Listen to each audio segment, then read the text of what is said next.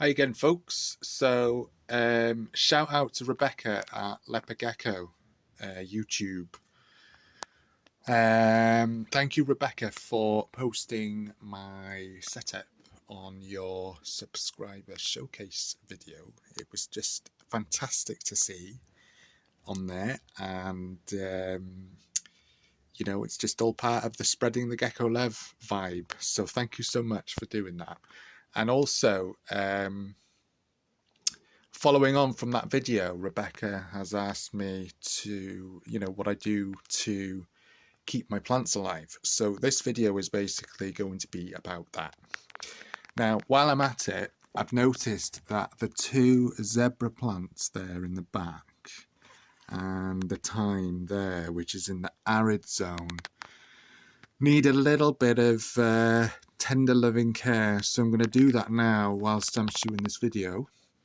And I'm not going to add any sort of extra, I haven't gone to the shops and bought any extra substrate or anything. I'm literally going to use what's already in here and mulch around those plants. And I will show you right now what I mean. So here we have the humid zone. And if we go down to ground level, so we have the substrate here. I can see there's a little buffalo worm there. Or sorry, a mini mealworm already doing its bit there to keep the soil healthy. Now, the reflection's a little bit poor. Now, in this area here, we have a healthy, rich soil. So I'm going to use a little bit of that and just simply place it around the plants. That I mentioned. So I'm just going to move this little stone here. Now we may even see some isopods or springtails while we're sort of digging around for some soil. And then yeah, so I'm just going to literally with my hand pinch a bit of the soil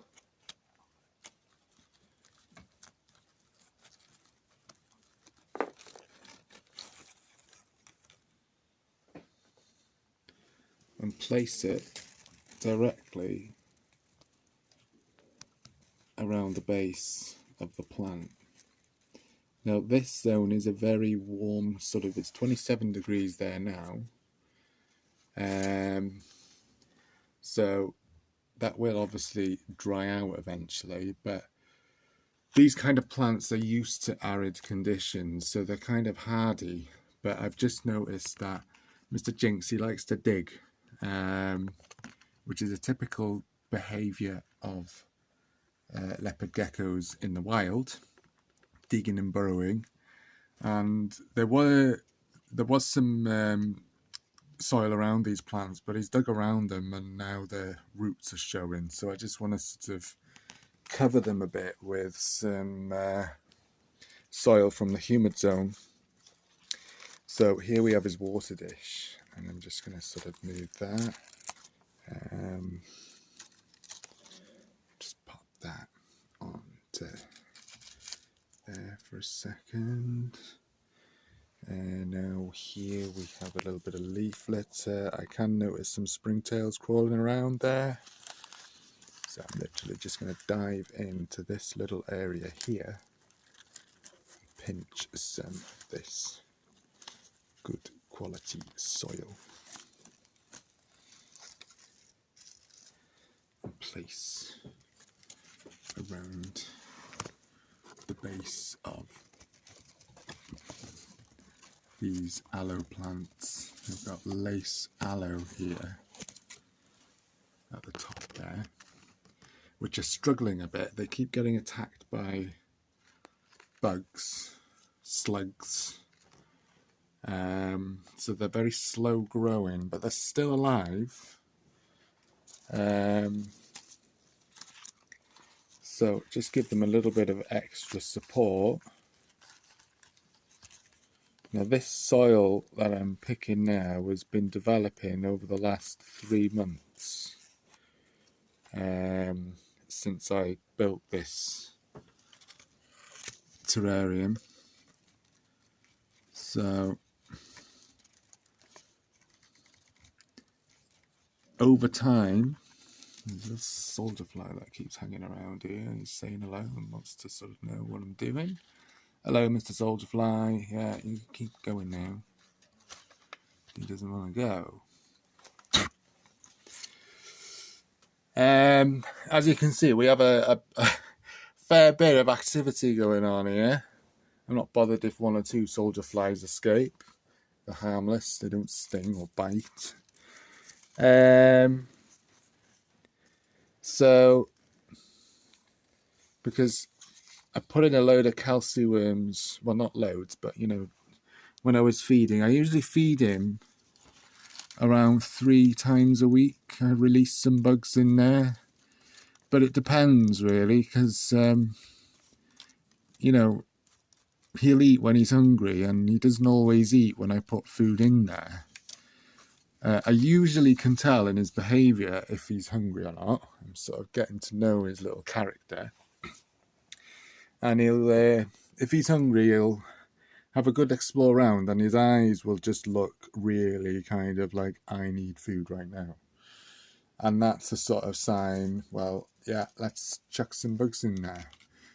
And he'll go for them. And it's nice to sort of leave a few in there, roam around, so that you can hunt them at night time. Because leopard geckos, they are crepuscular, which means they're most active during the twilight hours of the day.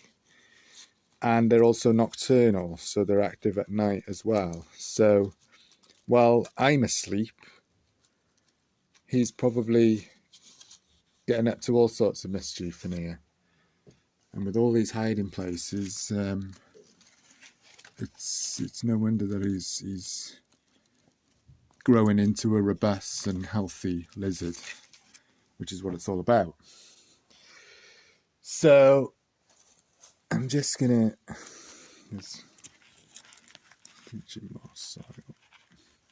But yeah, I've been really lucky, because I mean, I have obviously done research, but I mean, I used to do gardening for a living, so I've got a bit of a green thumb. But I've never worked with houseplants before, and much of these are houseplants. In fact, probably, well, the herbs, like the thyme there, and we've got some oregano there and some wormwood.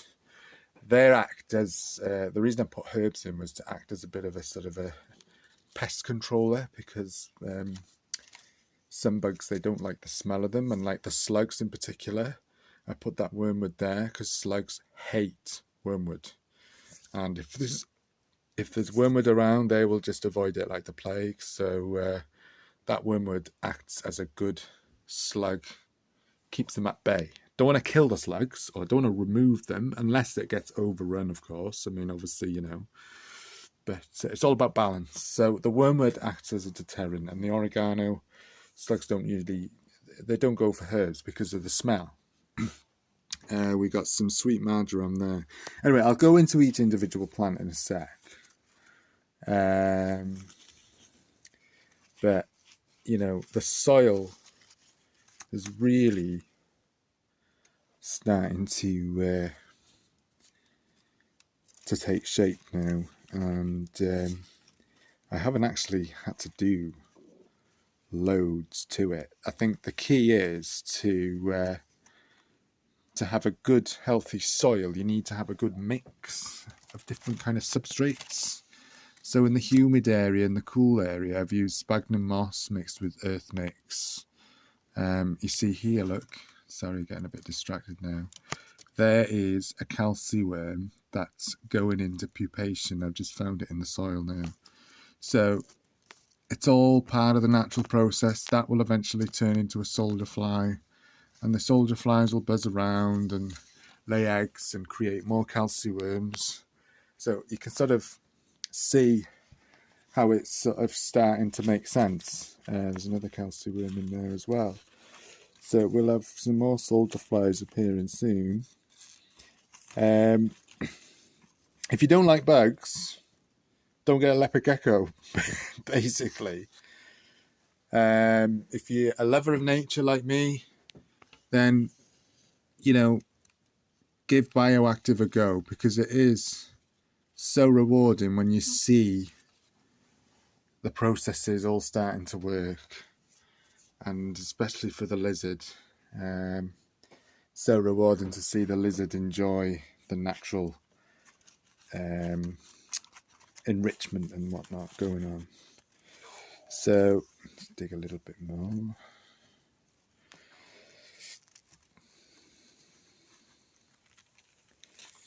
So in this soil that I'm picking now, there'll be bugs, there'll be microorganisms, there'll be isopods, there'll be springtails, which are all beneficial for these two guys here and the thyme, which this is acting as a kind of a mulch now, and that soil is already alive and nourished because it's been sat there for almost 3 months.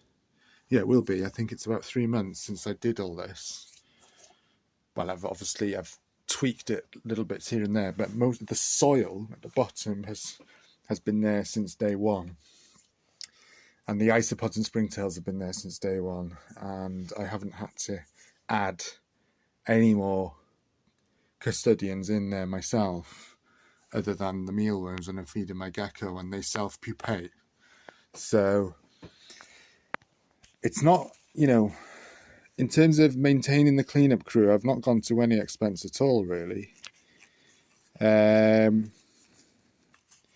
So get this good nourished soil, put a bit more around this thyme here, because I do, you know, I want the plants to do well, and that's pretty much, that'll do for now. I think that'll be okay. Maybe just a little bit more. And if he goes and digs it all, and then we're back to square one, well, tough. I'm just going to leave it then, I think, and sort of let them.